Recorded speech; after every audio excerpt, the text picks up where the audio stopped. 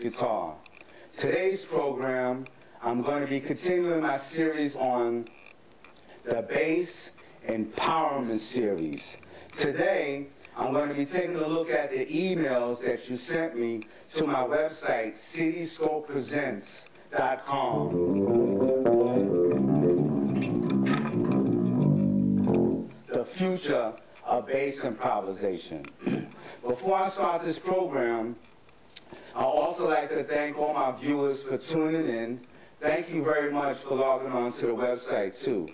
And remember, if you see anything in this program that you would like to see again, please feel free to log on to cityscopepresents.com, or you can even email me at Bassbrother79@AOL.com. Okay, with all that said and done, let's get into today's emails. The first one is from Virginia. It reads, Dear Brian, please explain how you use your G Mixolydian scale and when should I use it? From Virginia. I believe that's Fredericksburg, Virginia. All right, let's get right into it. First thing I do, I'll take my G on the E string and I start to call it out. I will go G, A, B, C, D, E, F natural, G. Then I descend G, F again, E, D, C, B, A, G. Then I move to the A string, the 10th fret of the A string. Then I call it out G, A, B, C, D, E, F natural, G, high G. Then G, F, E, D, C, B, A, G. And then I link them together.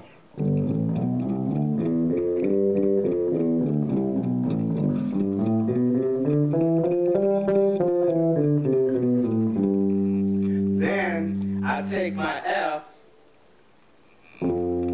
as my interlocking factor to connect them together. So I have G, A, B, C, D, E, F, G, A, B, C, D, E, F, G. Then I start to fuse them together.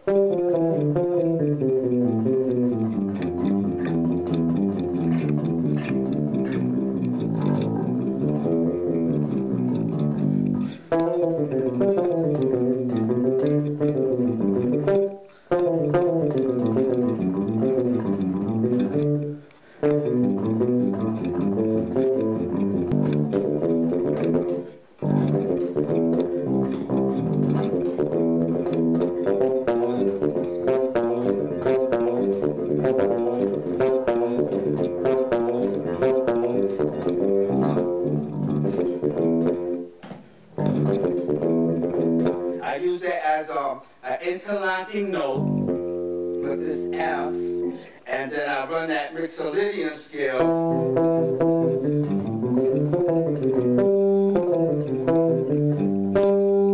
off my octave, and I use it as a pattern to more or less develop a nice bass line.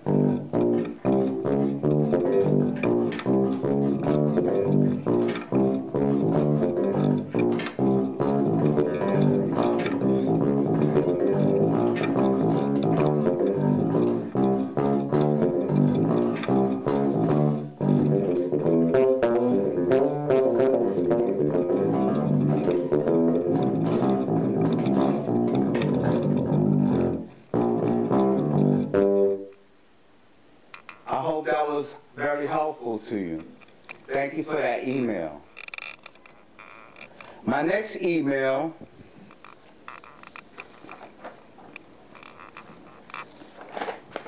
comes from right here, Brooklyn, New York. It says, "Dear Brother Brian, I play the bass in church, and on Sundays at the end of service, the musicians close out the service with shout music. Can you help me understand the makeup of shout music and maybe the notes that are involved?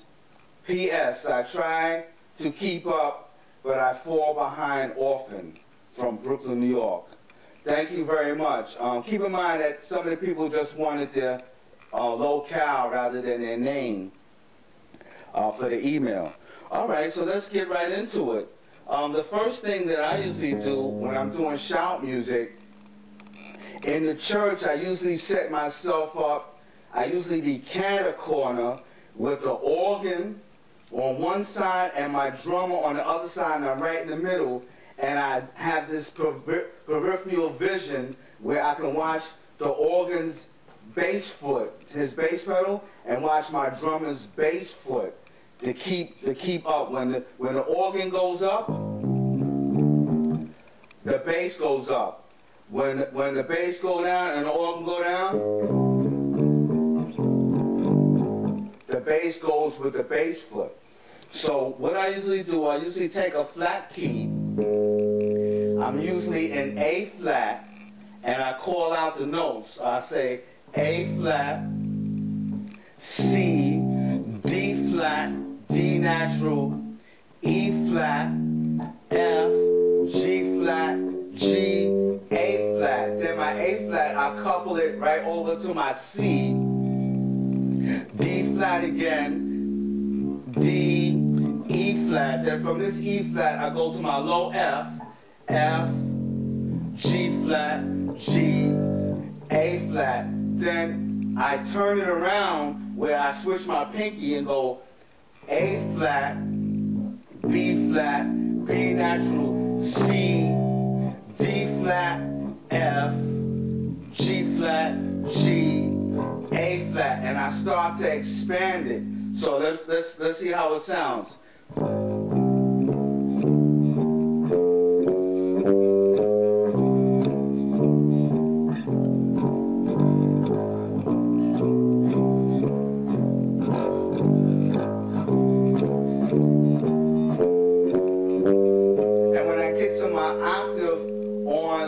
My A flat, then I start to stretch out, and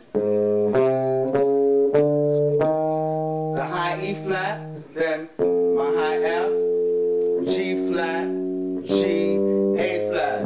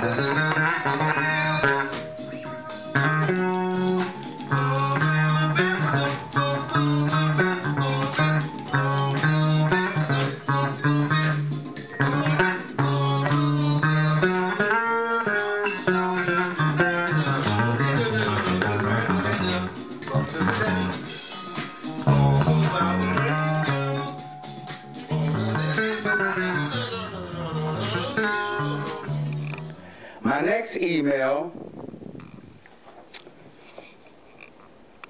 so far is going pretty good. This reads, Dear Brian, I can't fully grasp what you mean when you play the mirror technique.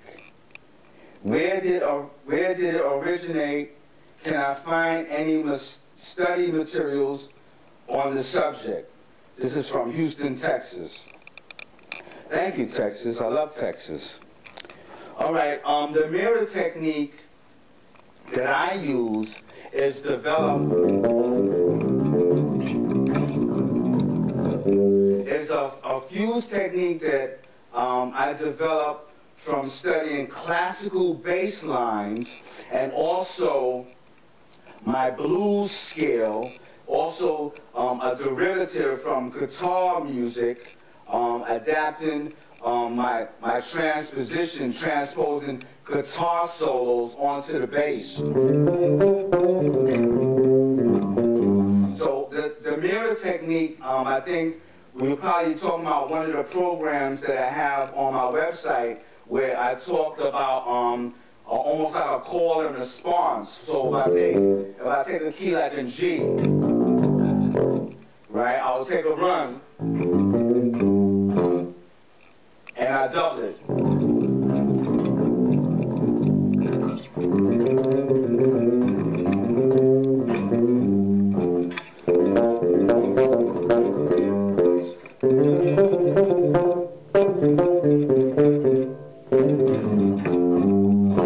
So I would double it. And what you would have to do, you would have to keep like one eye on the top of the fretboard, and also like you have a predetermined amount of space where you do your jumps.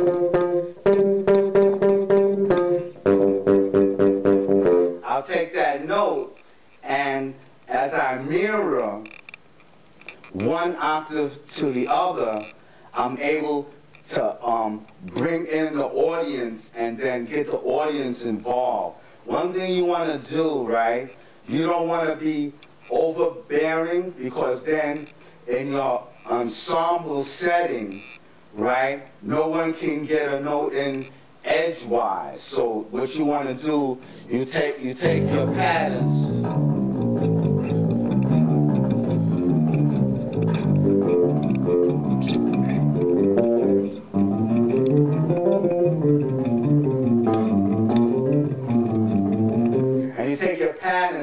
and you practice your patterns and you mirror them together.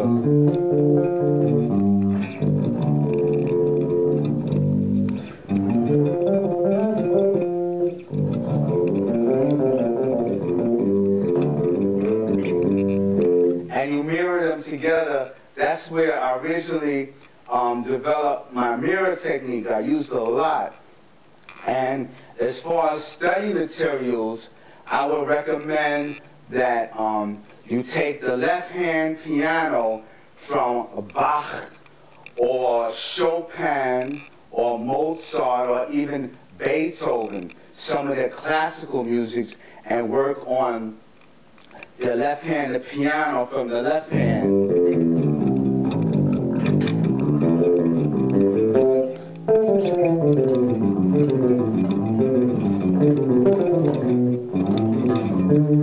And you work on the left hand from the piano to develop dexterity and independence in your fingers. So your fingers can more or less move on the fretboard, because you got to keep in mind, when one eye is on the sheet music, you can't be looking and looking back. You got to have more or less a knowledge of the terrain of the fretboard, so you can more or less stay right on point and stay in the pocket. So that's one of the basic things that I would recommend as far as study materials. And the mirror technique is really, really, really great when you have to do your blues, because when you do your blues,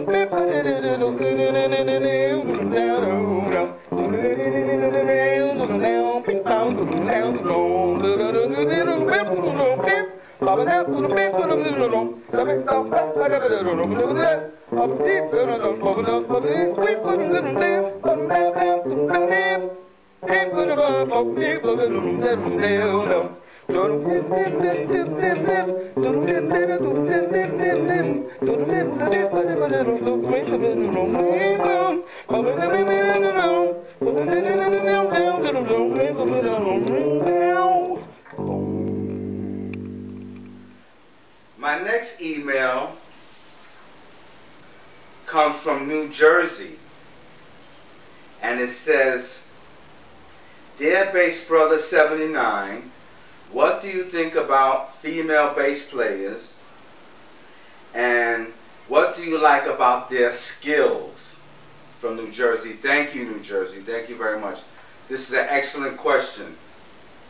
It just so happens that I grew up with a lot of female musicians. I grew up with female bass players, female guitar players, and female drummers, and also, above all, female pianists who are arrangers and even sometimes hired me. And I have profound respect for female bass players, because they are more diligent, right, more so than the men, when it comes to accomplishing what they need to accomplish on the bass. Many of the female bass players, they have this ambition, and also they're not afraid to invest in their skills and invest in their art form. You can almost find them more so in the conservatory. You can find them in the Bass Institute. You can find them taking private lessons. You can find them going online buying DVDs. Even this DVD, when it airs, most likely the majority of the calls I will get will be from female bass players who are in the limelight, who are playing almost every weekend and want to sharpen their skills. So I have profound respect for female bass players, and I thank you very much for that question. My next email that I have is from Albany, New York. It writes, Dear Bassbrother79, I'm trying to slap the bass, but it's not my style. Am I doing anything wrong? Can you help me with my overall concept? Thank you, Albany, New York, and thank you so much for logging on and tuning in. All right, the first thing I would recommend, I would say my motto is never play another man's bass. And what that means, I don't mean that literally like you take a person's bass off the stand and start playing and check out the action. No. What I mean that each player and each artist have their proficiency and a level of accomplishment that they have. Some people, some players play the upright. They be killing on the upright. Some people can tap. Some people can solo. Some people can slap. Some people can run. There's some players that when you give them odd time signatures, they can read it right off. The 5/4s and the 6/8 timers, they can read it right off. So that's the main thing. But that doesn't mean that you can't learn enough about slapping to get through a session, even though it's not your style. So while I still have a couple minutes left, some of the key points that I use is that I hit the bass, the strings, with the sweet part of my thumb. There's like a sweet part. And I let it ring. Then, if you notice, my elbow is on a 90-degree angle.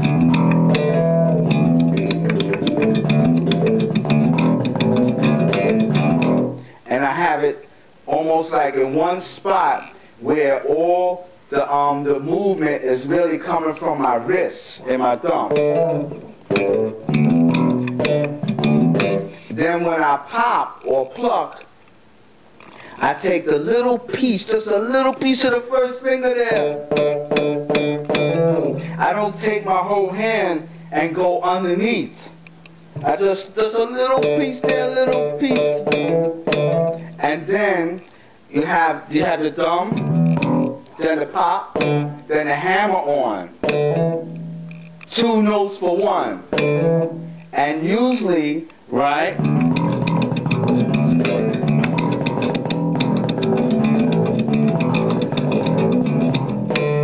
usually I use a minor pattern, and I was like major seconds. D, E, A, B, G, A, then B, E, then open E, D, E.